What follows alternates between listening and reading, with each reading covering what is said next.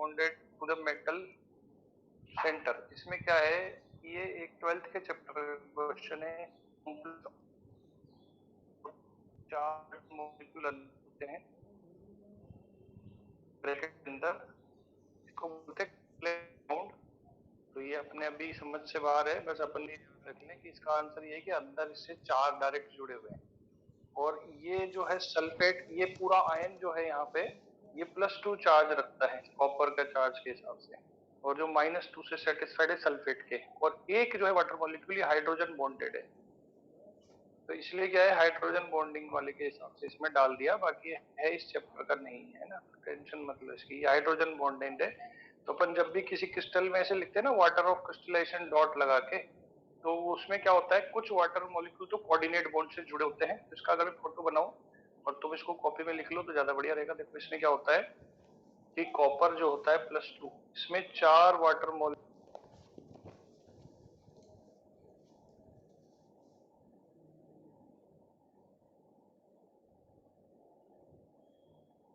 Sir आपकी आवाज नहीं है। आवाज आ रही क्या फिर से? सर एक चीज बता दीजिए सर, आप जो ये सब एक्स्ट्रा लिखवाते हैं सर, इसको मतलब कॉपी में कहाँ पे लिखें सर? कहीं भी लिख लो। मतलब कोई ऐसा नहीं है कि मतलब इसी टॉपिक के अंदर लिखना है, मतलब एंडिंग में लिख लें सर? भाई ये तो इस टॉपिक का है ही नहीं, तो या तो एंडिंग में लिख लो या फिर लिखना है तो हाइड्रोजन बॉन्डिंग में लिख लो। सर बाद में पढ़ेंगे 12th में। हाँ मतलब तो ये तो है +2, और ये सल्फेट है SO4 2-, और सल्फेट के एक ऑक्सीजन से हाइड्रोजन बॉन्डेड वाटर मॉलिक्यूल है, ऐसा ऐसे बना लो। तो 4 कोऑर्डिनेट बॉन्डेड होते हैं इसमें, एक हाइड्रोजन बॉन्डेड होता है। अब इसमें कौन कौन से बॉन्ड है, इसमें क्या है, इसकी खास बात क्या है कि दिस मॉलिक्यूल या दिस सॉल्ट बोलते हैं इसको, सॉल्ट है ये, दिस सॉल्ट हैव कौन कौन से बॉन्ड है इसमें, देखो कोऑर्डिनेट है और कोवेलेंट भी है वाटर मॉलिक्यूल के अंदर, नॉर्मल वाला, नॉर्मल कोवेलेंट, और हाइड्रोजन बॉन्ड भी है इसके अंदर, और आयनिक बॉन्ड भी है। कहां से आया आयनिक बॉन्ड? SO4 2- और ये वाला 2+। तो वैसे देखा जाए तो अभी तो इसका आयनिक बॉन्ड भी आ गया और अपने अभी हुआ ही नहीं, देखो है ना। तो ये तो क्या है कि एक अलग ढंग का क्वेश्चन है जो आगे के सिलेबस से यहाँ डाल दिया गया है ड्यू टू जस्ट बॉन्डिंग। अब बॉन्डिंग जो है उस वो तो हमको आती है, लेकिन और इन्फॉर्मेशन हमें अभी जैसे हमने कॉम्प्लेक्स सॉल्ट की पढ़ा हुआ, तो ऑब्वियसली यार कॉम्प्लेक्स सॉल्ट की बातें का इस क्वेश्चन को यहाँ नहीं डालना था, मैंने गलती से डाला है। तो ये बना के तो रख लो, क्योंकि इस क्वेश्चन को जब भी पढ़ोगे तो तुम्हें ये तो याद आना चाहिए ऐसा है। तो 12th में जब आगे कॉम्प्लेक्स सॉल्ट पढ़ोगे तब भी हेल्प रहेगी कि भाई हमने एक देखा तो था ऐसा कुछ।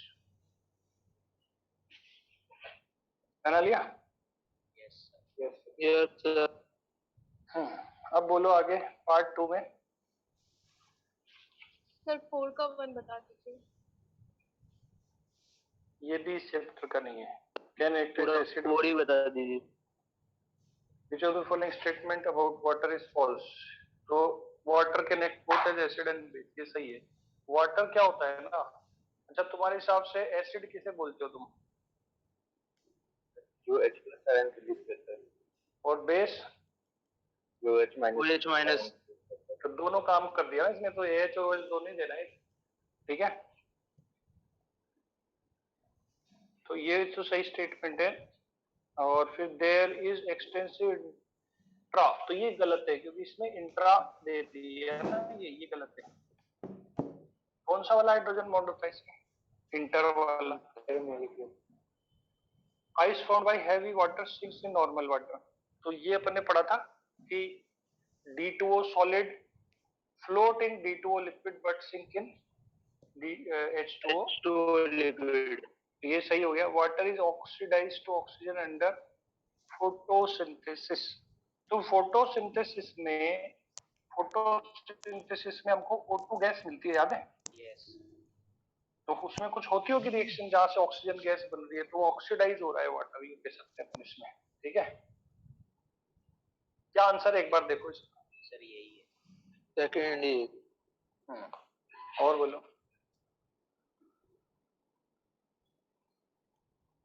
सर एक बार फर्स्ट बता दीजिए। First question, what is the best description of change that occur when N2O is dissolved in water?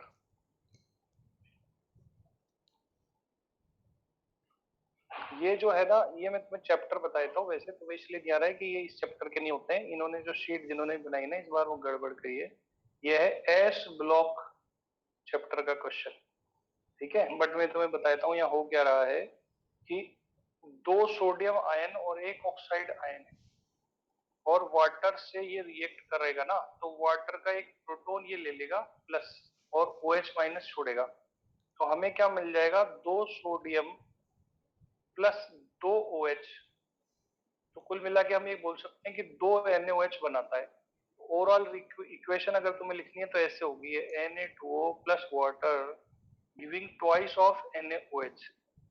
तो अब इस पे फोकस करना है आपको कि यहाँ क्या हो रहा है। तो when what is the best description of change occur when N2O is dissolved in water? तो इसमें क्या हो रहा है, oxide ion accept sharing in a pair of electron. तो ये कह रहा है कि ऑक्साइड आयन इलेक्ट्रॉन ले रहा है, एक्सेप्ट कर रहा है। ये गलत बात है। Oxide ion donate A pair of electron, ये सही बात है क्योंकि ऑक्साइड आयन H प्लस को अपना इलेक्ट्रॉन देके उसको ऑफर कर रहा है कि तुम उससे जुड़ जा। Oxidation number of oxygen is increase, ये गलत है। ऑक्सीडेशन नंबर का कोई चेंज नहीं आ रहा। Oxidation number of sodium is decrease, ये भी गलत है क्योंकि सोडियम पहले भी प्लस था अभी भी प्लस है। तो यहाँ पे कोई चेंज नहीं आ रहा। तो ये 2 वाला आंसर है इसका। बट डोंट वरी, ये इस चैप्टर क्वेश्चन नहीं था। सर थोड़ा साइड में कर दो। देख रहा है? यस।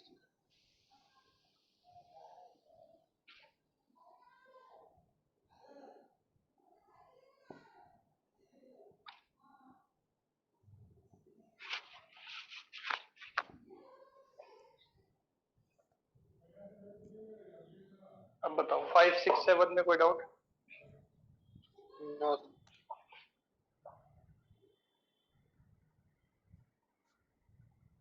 अब आ जाओ सेक्शन ए। सर इसमें सी वाला क्वेश्चन गलत है ना? सी वाला मतलब सर जो लास्ट के वो मतलब सिग्मा पाई पाई लिखा है तो लास्ट में तो पाई पाई फिर सिग्मा आना चाहिए ना। पहले पढ़ लेता हूँ ना मैं इसको, मैंने पढ़ा दिया। देखो, आइडेंटिफाई द मॉलिक्यूल्स और atoms ions from the following molecular orbital energy formulation the species should be selected from। मतलब इनमें से मैच करना है किसका कौन सा है भैया। तो यहाँ पे सिग्मा और फिर पाई पाई। के का मतलब क्या है, के का मतलब तो ये है, इसको अगर मैं पूरा लिखूं तो ये के रिप्रेजेंट सिग्मा 1s2 और फिर सिग्मा स्टार। सर के होता क्या है, मतलब कोई वो है क्या सर एलिमेंट जिसका कॉन्फ़िगरेशन ये होता है? के मतलब जो फर्स्ट शेल होता है ना, वो जब पूरा भर जाता है तो उसको के लिख देते हैं। फर्स्ट शेल जब, अब जैसे दूसरा जैसे अपने शेल होते हैं ना KLMNO, तो LL हो अब के फिर LL फिर दूसरा तीसरा बढ़ जाएगा तो MM ऐसे लिख देंगे वो, क्योंकि 2 से मिलके बनाया ना, इसलिए 2 बार के लिख दिया इसमें। तो ये हो गया अपना के का मीनिंग। अब इसके बाद अपन आ जाए तो सिग्मा जो भी लिखा है इसमें वो लिख देता हूँ 2s2, फिर सिग्मा स्टार 2s2, फिर सिग्मा 2pz2 और फिर पाई 2px2 और पाई 2py2। तो अब इसमें इलेक्ट्रॉन कितने हो गए, तो 4 + 4 + 2 + 4, तो 14 इलेक्ट्रॉन हो रहे हैं। 2121 वाला कोड। और इसमें sp मिक्सिंग वाला नहीं है, ये कौन सा वाला है, 1 2 2 1 वाला दे रखा है, देखा है। यहाँ पे अगर पी से देखें तो 1 फिर 2 फिर 2 फिर 1 आएगा। तो इसका मतलब इसमें sp मिक्सिंग तो नहीं होगी, तो ये नाइट्रोजन का तो नहीं हो सकता, क्योंकि यहाँ पे टोटल इलेक्ट्रॉन जो है अपने पास कितने होने चाहिए, प्रोटॉन ग्रेटर देन 14 होने चाहिए। तो ग्रेटर देन 14 जो है ये आ जाएगा तुम्हारा O2 प्लस, क्योंकि O2 प्लस जो था इसमें प्रोटॉन तो 14 से ज्यादा है लेकिन इलेक्ट्रॉन इसके 14 है और अपने पास आ रहे हैं 14, तो मैं कहूंगा ये इसका है भैया, O2 प्लस का, O2 प्लस का। यस आया समझ? 2-1 वाला लगेगा ना? यस 2-1 वाला क्या लगेगा? ये देखो पहले एक और ऑर्बिटल आया, दो आए, फिर अब दो आगे आएंगे, फिर एक आएगा। वो तो ऐसा होता है 2-1 तो 2-1 में पहले क्या आता है? पहले वो आता है तुम्हारा पाई 2px = पाई 2py, फिर आता है सिग्मा 2pz। तो इसमें तो सिग्मा 2 यही कहना चाह रहा हूँ कि मतलब ये होना चाहिए, मतलब लास्ट में ये पार्ट आना चाहिए। लास्ट में 2-1 और आना चाहिए अभी इसमें, क्यों कह रहा है? मतलब सर जैसे सिग्मा दे रखा है ना पहले उसमें से, मतलब सिग्मा लास्ट में आना चाहिए उस जगह। नहीं क्यों आना चाहिए? ये यूं कह रहा है कि सिग्मा पहले है, तो तुम बताओ कौन से वाले का है? तो हमने ये बताया कि ये फिर O2 का है, नाइट्रोजन का नहीं है, क्योंकि नाइट्रोजन का होता तो फिर सिग्मा बाद में आता। अब इसमें तो सिग्मा पहले दिया है तो नाइट्रोजन नहीं है, O2 प्लस का है। अबे आया समझ?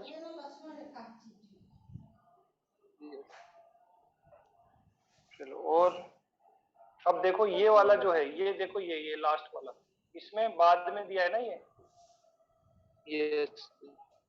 2-1 वाला है, तो sp मिक्सिंग वाला है, तो ये नाइट्रोजन का है फिर ये वाला। अब बताओ A3 A4 में डाउट? Sir A4। A4 तो A4 में क्या है? ये नाइट्रोजन जो होता है ना अपना नाइट्रोजन, और एक होता है अपना CO कार्बन मोनोऑक्साइड, और एक होता है Cn-, और एक होता है NO+। ये चारों के चारों है 14 इलेक्ट्रॉन, इनके अंदर 14 इलेक्ट्रॉन होते हैं, देयरफॉर जो इनका बॉन्ड ऑर्डर आएगा वो 3 आता है सब इन चारों का। तो ये कॉपी में नोट कर लो, इन सबका बॉन्ड ऑर्डर 3 है बच्चों।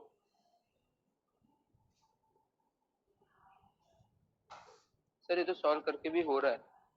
नहीं हो चाहे नहीं हो, कल तो मैं पढ़ा था पर कल फिर टाइम खत्म हो गया था, है ना। ये मैं तुम्हें कॉपी में वैसे भी लिखवा देता पर कल टाइम खत्म हो गया था, तुम लोग ज्यादा पढ़ना भी नहीं चाहते हो, फिर मैंने कहा अगली क्लास में पढ़ा दूंगा, ठीक है।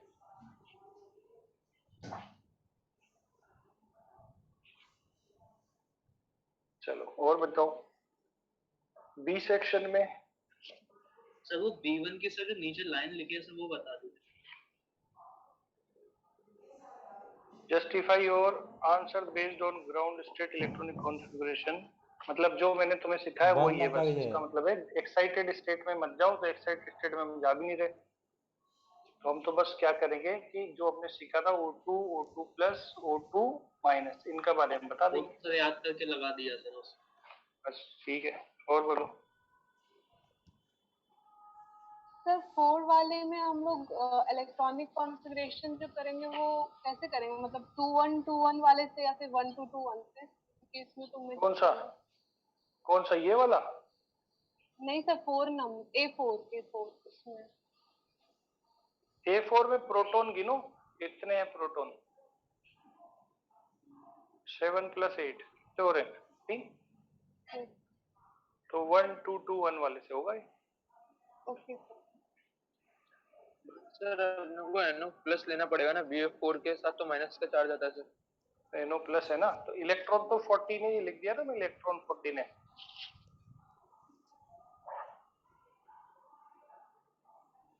इलेक्ट्रॉन का तो बता दिया ना 14 है इन सब में, क्योंकि NO+ होगा तो एक कम हो जाएगा, पर अपन को वो जो डायग्राम है वो तो प्रोटॉन से देखना पड़ता है अभी, तो प्रोटॉन तो उतने ही है। आगे बताओ B5 तक कोई डाउट किसी को?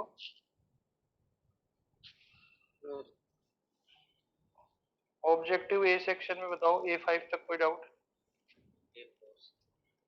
A4 अब हो जाएगा, अभी अभी लिखा है उससे। सर ये क्या होता है बी ऑप्शन, मतलब ये वीक फील्ड वाला?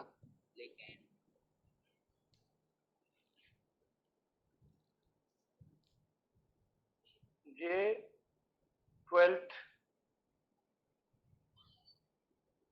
कोऑर्डिनेशन कंपाउंड चैप्टर होता है, वहां पे हमको कुछ लिगेंड्स बताए जाते हैं, कोऑर्डिनेट बॉन्ड बनाने वाले एजेंट्स। तो कुछ होते हैं ज्यादा पावरफुल, कुछ वहां होते हैं कम पावरफुल। तो जो ज्यादा पावरफुल है उनको बोलते हैं स्ट्रॉन्ग फील्ड लिगेंड, और जो कम पावरफुल होते हैं उनको वीक फील्ड लिगेंड। और ये जो है ये उनमें पावरफुल वाली लिस्ट में था, इसलिए इनको कहा जाएगा वहां पे स्ट्रॉन्ग फील्ड लिगेंड। तो ये गलत है। तो ये जो होता है CN माइनस CO और NO, इनको बोलते हैं strong field ligands. Sir field ligands का मतलब बस ये होता है कि कौन कितने मतलब कितने ज्यादा ये वो बनाते हैं कोऑर्डिनेट बॉन्ड। ऐसा कुछ नहीं होता, 12th में ही आएगा, जो 12th में समझते हैं ना, इस चैप्टर का कोई मतलब ही नहीं इससे। उसे बस याद कर ले। तो याद भी मत करो, क्या जरूरत है? जिस चैप्टर में आएगा तभी समझ के याद करना ना, अभी क्यों याद करोगे? कि गलत स्टेटमेंट है बस कुल मिला के। और अप टू 10 और कोई डाउट? 11th ठीक है चलो। और एक DPP कौन सा करना था? सेक्शन बी भी है। सेक्शन बी, हाँ सेक्शन बी में बताओ बच्चों। B1 B2 B3 B4 which of the following species is paramagnetic? तो इसके 16 इलेक्ट्रॉन हो जाएंगे, तो ये हो जाएगी पैरामैग्नेटिक।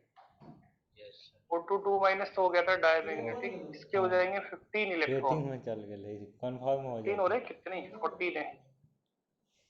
ये हो गया डायमैग्नेटिक, और इसके भी 14 है, ये भी 14 वाले डायमैग्नेटिक आते हैं। क्योंकि नाइट्रोजन जैसा इनका कॉन्फ़िगरेशन बनेगा, भर के देख लो। 16 है। अब भरोगे तो उसमें एक भी अनपेड इलेक्ट्रॉन नहीं आएगा। तो बस ये NO वाला O2 के जैसा हो जाएगा, कैंसिल कर दो लाइक O2, क्योंकि उसके भी 16 बहुत थोड़ा इलेक्ट्रॉन ना थे, काटे उसके जैसे ही सब कुछ इसमें भी आ जाएगा। तो उसमें 2 अनपेड इलेक्ट्रॉन थे, इसमें भी 2 अनपेड इलेक्ट्रॉन आ गए। आगे बोलो।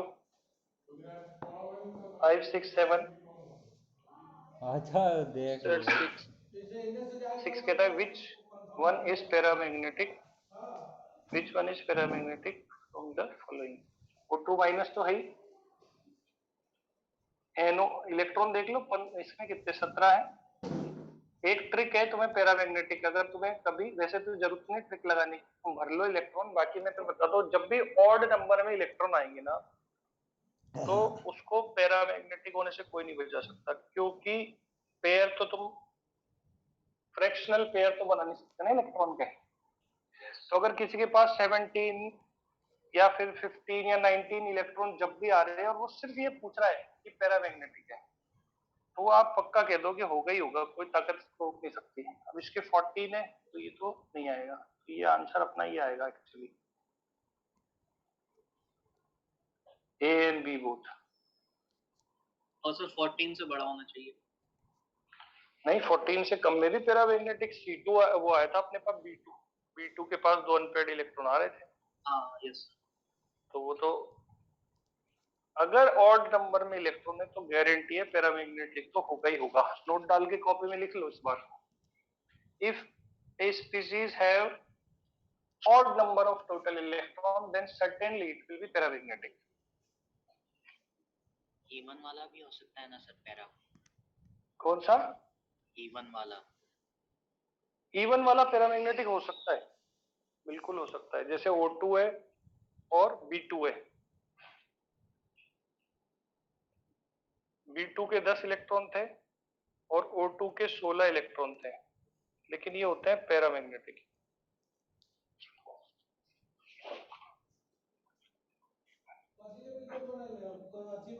स्लीपर स्लीपर के कई नंबर बैटिंग हो B8 तक और कोई डाउट बच्चों? 95% चांस। ये O2 प्लस और O3 को कैसे कंपेयर करेंगे? चांस O3 में तो VBT लगाना पड़ेगा। कहाँ पे कौन से क्वेश्चन में दिया कंपैरिजन? शो कर IRCTC की वेबसाइट पे Which of the following order is 95% correct with respect to dissociation energy? तो O2 प्लस जो था उसका बॉन्ड ऑर्डर 2.5 था और O3 के अंदर 1.5 आया था क्योंकि इसमें रेजोनेंस था। तो हम क्या करते थे, इसको इधर ले जाएंगे तो रेजोनेटिंग स्ट्रक्चर बन जाएगा माइनस प्लस, फिर इसका रेजोनेंस हाइब्रिड बनाएंगे और एक जैसे इसके रेजोनेटिंग स्ट्रक्चर है, फिर हम यूं कॉल कर देंगे इसे और ये बोल देंगे 1.5 ऑर्डर आ रहा है इसका। ठीक है, यस सर।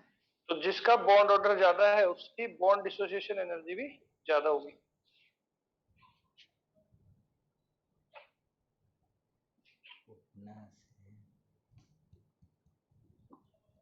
आगे बढ़े, और कोई डाउट किसी को? यस चलो तो अब डीपीपी कौन सा था, एक बात ये बता दो।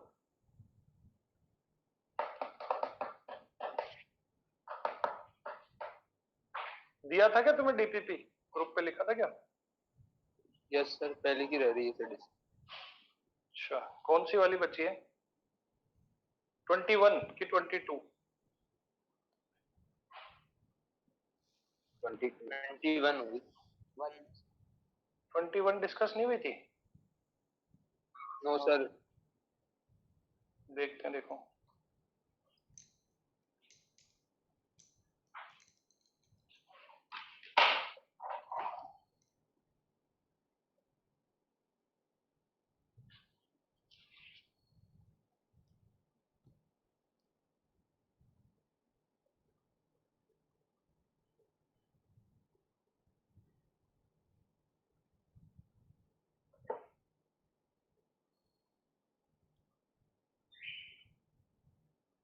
भेजनी पड़ेगी मुझे।